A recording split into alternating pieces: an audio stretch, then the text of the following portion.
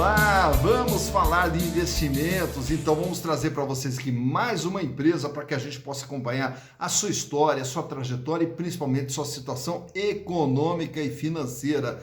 E essa empresa também é toda uma aula de empreendedorismo, de um começo do zero que vai devagar, devagar e constrói todo um império, né? E todas as empresas, elas são fascinantes, inclusive essa aqui foi uma indicação aqui de 2 inscritos do nosso canal, do José Romeu, grande José Romeu, que sempre está participando conosco aqui, muito obrigado José Romeu, e também do Leonardo França, que também nos mandou a sugestão dessa empresa aqui. E aí, naturalmente, vocês que vão nos passando todas essas empresas, a gente vai estudando essas histórias e tem cada história que é inspiradora, que ela é fascinante, que mostra que através do trabalho, passo a passo, dá para se construir alguma coisa na nossa vida aqui, né? Então, nós temos que aprender muito com essas histórias. E para quem investe em ações ou para quem pretende investir em ações, todas as histórias das empresas, elas passam a ser significativas na hora de você fazer o seu investimento. Por quê?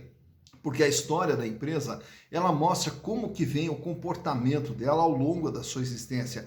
E naturalmente que quando a empresa ela tem um determinado comportamento, esse comportamento, a tendência dele é continuar. Então a gente já imagina como que é a gestão da empresa, como que ela é tocada através da sua história. Mas não só uma bela história é que vai nos motivar a investir em uma empresa. Nós temos que também tomar cuidado, analisar a situação financeira, o endividamento, a lucratividade, para saber se vale a pena fazer aquele investimento ou não, né?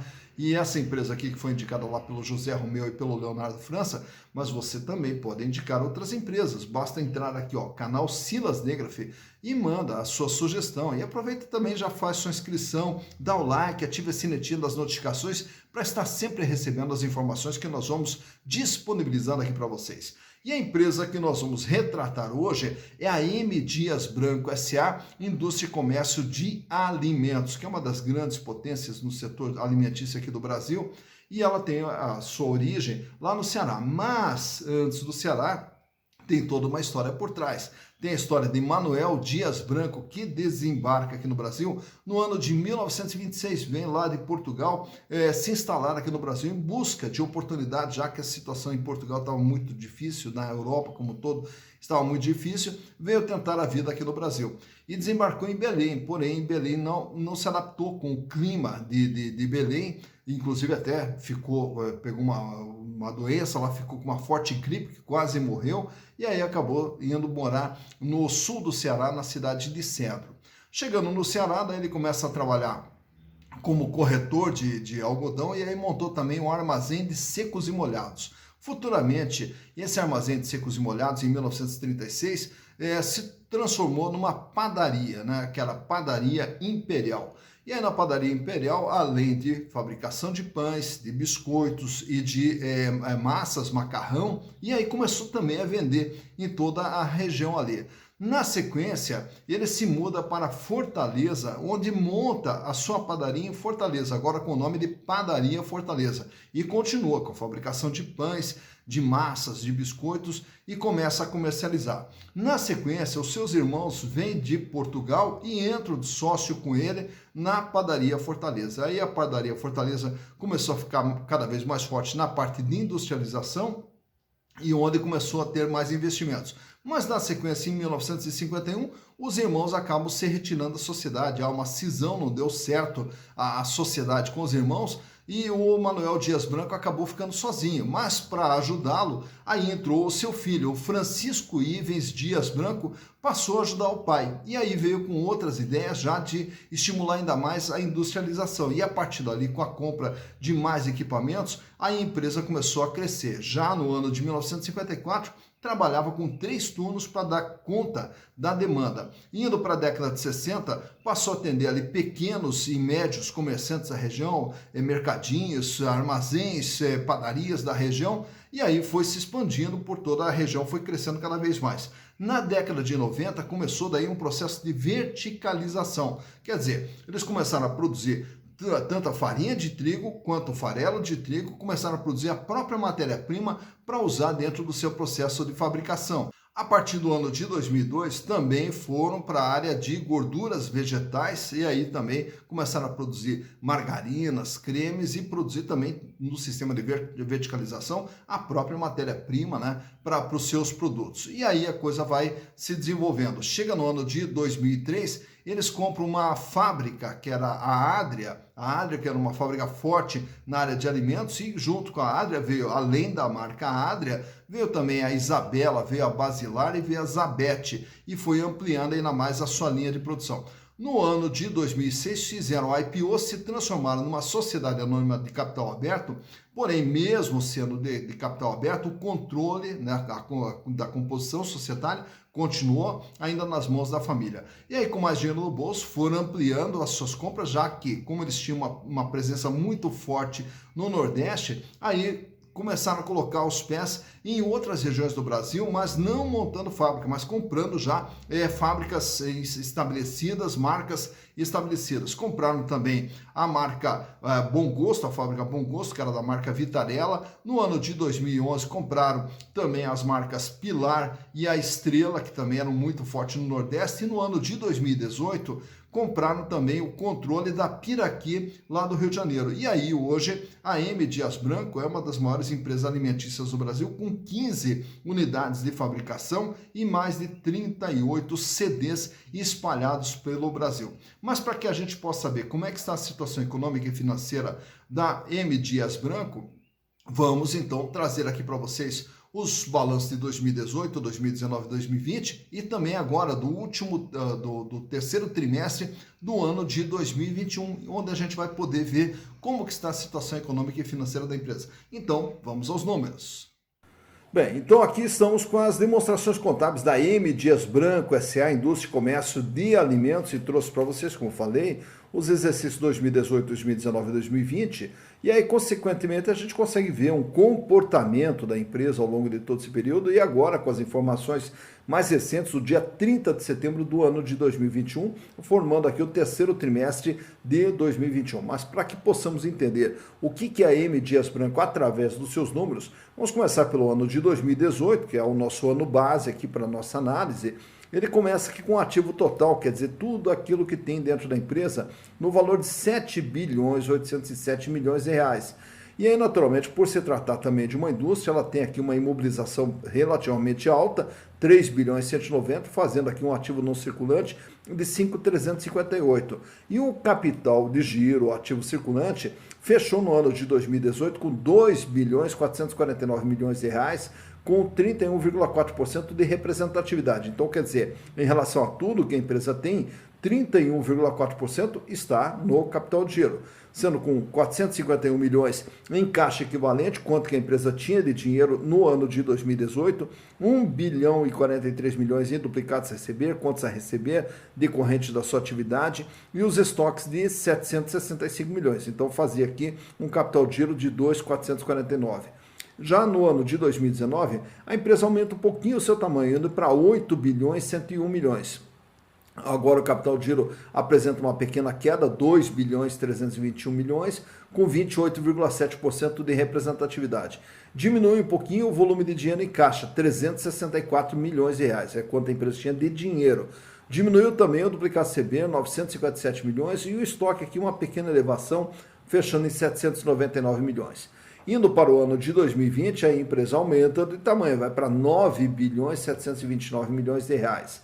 E o capital de giro também dá um salto, vai para 3 bilhões 870 milhões, com 39,8% de representatividade. O volume de dinheiro em caixa dá esse salto aqui, ó, vai para 1 bilhão 229 milhões, é quanto a empresa fechou em 31 de dezembro de 2020, com dinheiro, 1 bilhão 229 milhões, 960 milhões para receber, e o estoque aqui dá uma subida aqui significativa também, indo para 1 bilhão 216 milhões.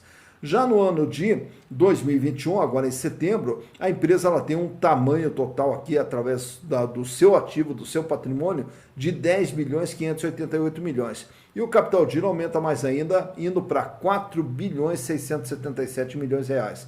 44,2% de representatividade, ou o maior capital de giro ao longo de todo esse período aqui. O volume de dinheiro em caixa dá mais um salto, vai para 1 bilhão 880 milhões de reais, aumenta também o contas receber 1 bilhão 148 e o estoque aqui ele vai mais ou menos se mantendo em linha com 1 bilhão 274 milhões. Então o capital de giro da empresa, depois de uma pequena queda em 2019, ele se recupera em 2020 e aumenta ainda mais agora no ano de 2021.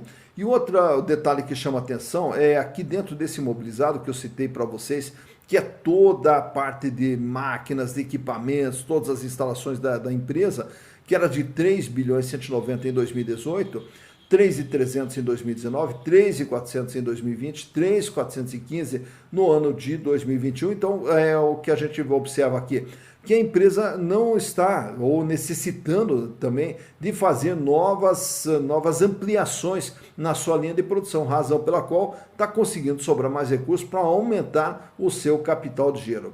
Já em termos de endividamento, a dívida total da empresa, que era de 2 bilhões 245 milhões em 2018, representava apenas 28,8% de tudo que a empresa possuía. Então, uma dívida bastante baixa, já que ela tem um patrimônio de 7.800 e deve 2.200. Já no ano de 2019, a dívida recua um pouquinho, vai para 2 bilhões 66, com 25,5%, mais baixa ainda.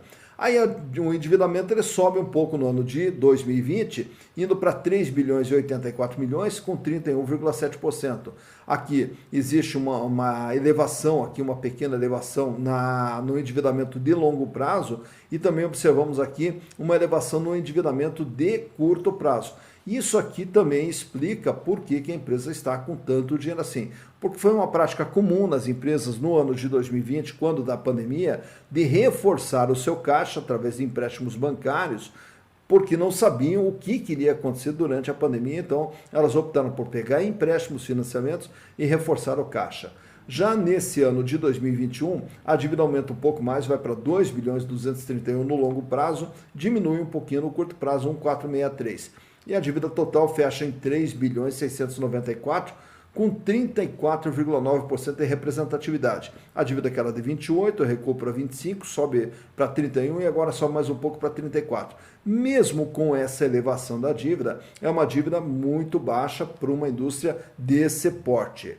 Agora vamos ver a geração de resultados da empresa. Faturamento em 2018, 6 bilhões e 25. Em 2019, praticamente manteve, 6 bilhões e 103. Em 2020, mesmo com pandemia, mesmo com crise, o faturamento subiu para 7 bilhões 252 milhões de reais e agora nos 9 meses do ano, 5 bilhões 649, também projetando o faturamento em torno de 7 bilhões e meio. Então, quer dizer, é uma empresa que o faturamento, ele também quando cresce, vai crescendo aos pouquinhos, então não é aquele salto de faturamento e nem aquelas quedas significativas, então ela vai crescendo passo a passo. Já o seu lucro, que era de 723 milhões em 2018, recuou para 556 milhões em 2019, se recuperou em 2020, indo para 763 milhões, e agora já está com 353 milhões de lucro nos 9 meses do ano. Porém, projetando aqui um lucro em torno de 500 milhões de reais para o ano de 2021. São esses os números da M. Dias Branco. Já que estamos falando dos números da empresa, vamos trazer para vocês também aqui alguns gráficos mostrando como que está a situação financeira mais de perto, né? Olhando aqui os índices de liquidez.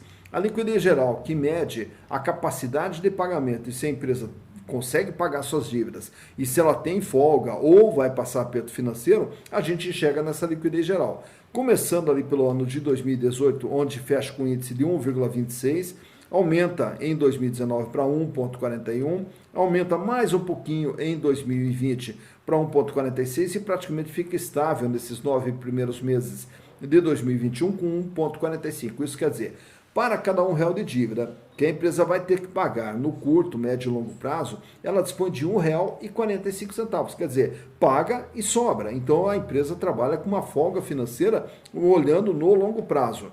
Já ao olharmos no curto prazo, é a liquidez corrente. A liquidez corrente mede se a empresa vai ter capacidade de pagar suas dívidas no ano corrente. Então ele sai com índice de 1,91 em 2018, 2,01 em 2019, 2,30 no ano de 2020 e agora fecha em setembro de 2021 com 3,19. Isso quer dizer, para cada R$1 que ela vai ter que pagar, ela tem já separado, guardado ali no seu capital de giro, R$ 3,19.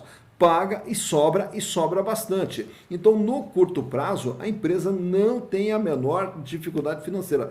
Pelo contrário, ela trabalha com uma grande folga de caixa.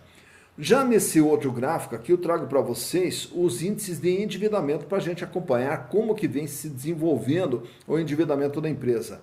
No ano de 2018, 28,7%, diminui para 25,5% em 2019, sobe para 31,7% e mais uma elevaçãozinha para 34,9%. Isso quer dizer, de tudo que a empresa tem, ela deve 34,9%, portanto, uma dívida baixa perto do porte da empresa. E fechando também os índices agora, trazemos para vocês os índices de rentabilidade para saber o quanto que a empresa ganha, tanto em relação ao que ela vende, em relação ao investimento, em relação ao acionista, quais são os ganhos da empresa. A margem líquida nos mostra o quanto que ela ganha em relação a tudo aquilo que ela vende. Ele sai com uma margem de 12% em 2018, 9,1% em 2019, 10,5% em 2020 e agora no ano de 2021 vem trabalhando com uma margem líquida de 6,3%. Isso quer dizer, de tudo que ela vende, ela está ganhando agora em 2021 6,3%. Então, ao longo do tempo, a gente observa ali que a empresa ela vem procurando sempre preservar as suas margens. Já nas outras três barrinhas que temos ali, que se referem à rentabilidade do ativo, retorno sobre o investimento feito dentro da empresa. 9,3% em 2018, 6,9% em 2019 e no ano de 2020, 7,8%. Isso quer dizer, em relação a todo o investimento feito dentro da empresa, ela gera um ganho de 7,8%. E as últimas três barrinhas que temos ali é a rentabilidade do PL. Os acionistas que têm os seus investimentos dentro da empresa nesses respectivos anos, quanto que eles tiveram de ganho através dos lucros gerados pela empresa? 13% em 2018, 9,2% em 2019 e 11,5% no ano de 2020. Quer dizer, quem é acionista da M. Dias Branco e no ano de 2020 tinha ali a sua participação já dentro do patrimônio líquido, teve um ganho de 11,5% em relação ao seu investimento. Isso é, os lucros que a empresa gerou em relação ao investimento feito pelo acionista. E para fechar, eu trago para vocês aqui também esse gráfico mostrando aqui o comportamento da ação ao longo do tempo, né? E nesse gráfico aqui, o que nós temos? Nós temos aqui, desde o final do ano de 2016, qual era a cotação da M. Dias Branco no ano de 2016 até a presente data, mais precisamente até o dia 8 de novembro de 2021.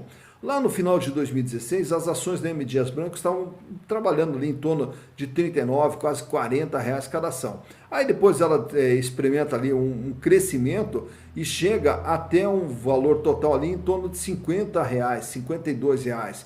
Aí não se sustenta, fica trabalhando ali numa faixa de 51 reais e experimenta um novo crescimento, um novo pico, e aí ela atinge o pico com 60 reais. A maior cotação da M. Dias Branco em 5 anos, 60 reais, ocorrida em fevereiro de 2018. Porém, não se sustentou e aí as ações despencaram novamente. Despencaram, voltaram lá para a faixa dos 38 reais, ameaçaram subir, não conseguiam manter uma sustentação, acabaram caindo, fechando agora no final de 2019, praticamente, em 33 reais. Então, voltando praticamente a sua estaca zero, né?